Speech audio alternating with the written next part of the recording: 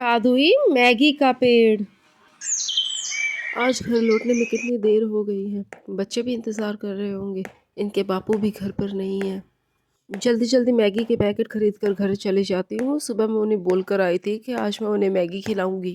क्या हुआ, आज महीने की पगार मिल गई। थोड़ा राशन खरीद लूँगी, थोड़ी सब्जियाँ और साथ में मैगी का पैकेट। बच्चे भी खुश हो जाएंगे ये सब देखकर। भैया, ओ भैया, छोड़ मेरा बटुआ। अरे पकड़ो, अरे कोई तो पकड़ो मेरी मेहनत की कमाई। कोई मदद करो, कोई मदद करो, मेरे पैसे। कोई फायदा नहीं बहन, वो चोर मोटरसाइकिल पर था, वो भाग गया। कोई उन्हें नहीं पकड़ सकता, दिन दहाड़ा हो या शाम के समय। चोर आंखें टिकाए ही रहते हैं। कहाँ औरत को अकेला देखा नहीं कि लूट लेते। आज तुम्हारी किस्मत खराब थी, कुछ देर मेरे साथ भी पहले यही हुआ था। मैं अकेली जा रही थी, मेरे हाथ में जरूरत के पैसे थे। मेरी तो मेहनत की पूरी कमाई चली गई। ए भगवान, मैं क्या करूं।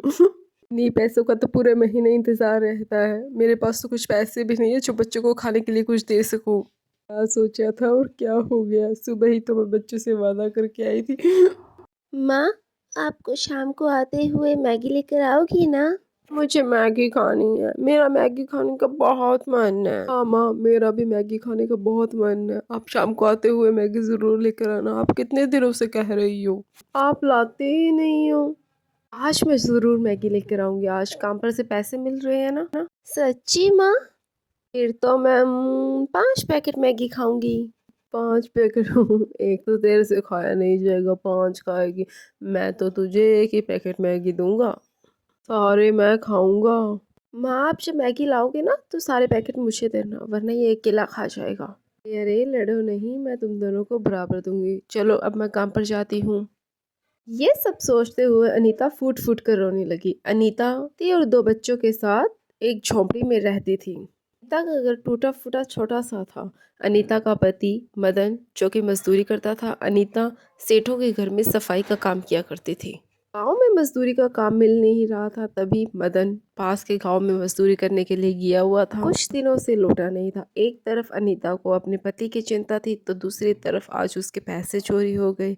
अनीता पर तो जैसे मुसीबत का पहाड़ टूट गया था। अनीता रोते रोते हुए एक पेड़ के नीचे बैठ गई। पर एक साधु महाराज विश्राम के लिए बैठे हुए थे। वही अनीता को रोते हुए देखा तो उसका कारण पूछा। अनीता ने रोते हुए साधु महाराज से सारी दुखभरी कहानी कही। चिंता मत करो बेटी। मैं तुम्हें कुछ बीज दे रहा हूँ, तुम इसे अपने आंगन में बो देना।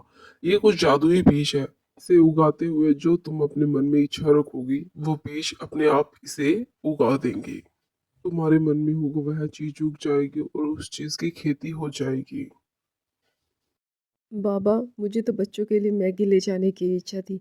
क्या ये बीज मैगी की खेती कर पाएंगे? हाँ बेटी, जरूर। पर तुम इसे बोते हुए बस इसी चीज की इच्छा रखना कि तुम्हारे आंगन में जादुई मैगी की खेती हो जाए। तो आपका बहुत बहुत धन्यवाद साधु बाबा। नीता खुशी खुशी घर आ जाती है और अपने आंगन में वो बीज बो देती है जो उसे साधु बाबा ने दिए थे। माँ, हम खूब सारी मैगी खाएंगे जब यहाँ पर मैगी की खेती होगी। बच्चों, हम खूब सारी मैगी खाएंगे, बस हमें कल सुबह का इंतज़ार है। अगले दिन सुनीता के दोनों बच्चे जल्दी जल्दी उठ गए, क्योंकि उन्हें तो मैगी का इंतज़ार था। बच्चे तो खुशी से उछल गए जब उन्हें पता चला उनके घर में मैगी की खेती हुई है। पेड़ों पर मैगी की फसल लहरा रही थी। बच्चे खुशी से अनीता को आवाज लगा रहे थे और बहुत खुश हो रहे थे। माँ, माँ देखो, हमारे आंगन में मैगी उगाई है, बहुत सारी मैगी। हाँ, ये तो सचमुच जादू है, ये तो बहुत सारी मैगी है। अनीता के आंगन में मैगी का पेड़ देखकर वहाँ आसपास के बच्चे भी इकट्ठा हो जाते हैं। अनीता वहाँ सभी बच्चों को मैगी बांट देती है। ये लो बच्चों, तुम भी लो, तुम भी लो।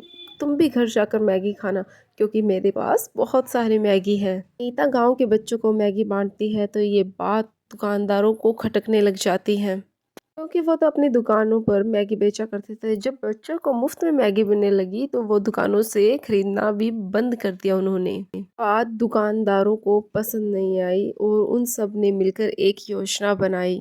सरजू भाई, हमें कुछ करना होगा। बच्चों की पसंद की मैगी अगर ये मुफ्त में बांटने लगे तो हमारी कमाई कैसे होगी भैया।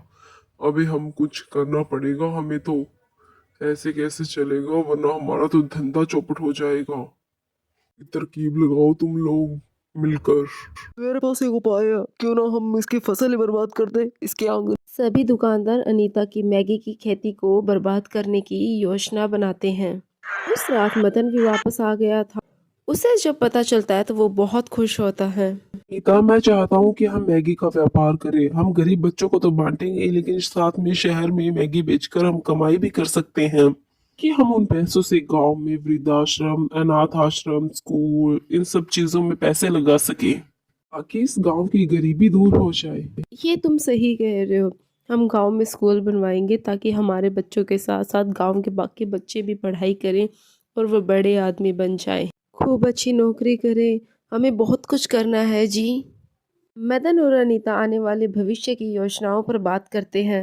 आधी रात को सभी गहरी नींद में थे तो दुकानदार वहां आग लगाने के लिए पहुंच जाते हैं और वो चौंक जाते हैं। वहां पर तो कोई मैगी की खेती ही नहीं थी, केवल जमीन ही थी, वो भी खाली जमीन। मैगी के पेड़ गायब थे। यहाँ तो कोई मैगी नहीं उग रही, हम आग किसे लगाएंगे, खाली जमीन को। तभी वो साधु बाबा वहां आ जाते हैं। बेईमान और ईर्ष्यालु लोगों को ये फसल दिखाई नहीं देगी। ये केवल ईमानदार और दयालु लोगों को ही दिखाई देती है। यहाँ खड़े रहकर बेवजह अपना समय बर्बाद मत करो, अपने घरों को लौट जाओ। कभी भी दूसरों के कामों में दखल अंदाजी मत करो, यही समझदारी है। इसलिए तुम भी अपना कार्य करो, वरना बहुत पछताओगे। और यहाँ खाली हाथ मलते रह जाओगे, कुछ हाथ नहीं आएगा। एक बात याद करना, जो दूसरों के लिए खड्डा खोदता है वो स्वयं उस खड्डे में गिर जाता है। इसलिए सदैव अच्छे काम करो। साधु बाबा की बात सुनकर अनीता और मदन भी वहां आ जाते हैं। वो उन दुकानदारों को देख चुके थे। दुकानदार शर्मिंदा होकर अपने घरों को वापस लौट जाते हैं। साधु बाबा, एक बार फिर से आपका धन्यवाद।